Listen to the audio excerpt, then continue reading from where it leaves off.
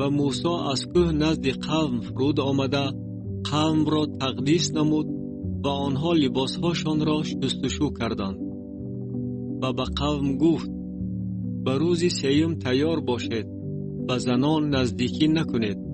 و در روز سیوم چنین واقع شد که برابری دمیدن صبح رعدها و برقها به عمل آمده ابری غلیظ کوه را فرا گرفت و صدای بغایت بلند شاخ به گوش رسید و تمام قومی که در اردوگاه بودند به لرزه در آمدند.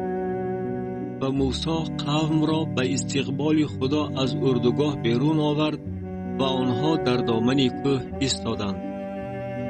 و تمام کوه سینا را دود فرا گرفته بود، چون که خداوند در آتش بر آن فرود آمد و دود آن مثل دود خمدان می برآمد و تمام کوه به غایت می لرزید و صدای شاخ تا رفت پرزور می شد.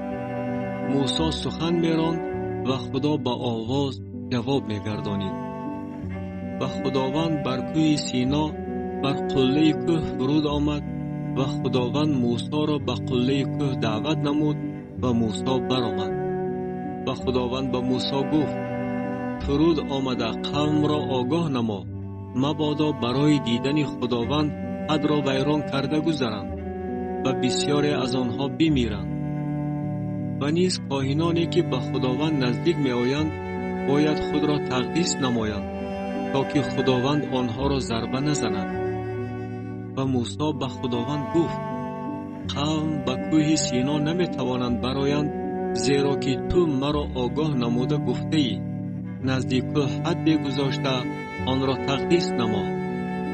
و خداوند به او گفت برو فرود آی و بعد برآ و هارون همراه تو باشد، ولی کاهنان و قوم حد را ویران کرده نگذارند تا که نزد خداوند بالا برآیند، مبادا او آنها را ضربه زند.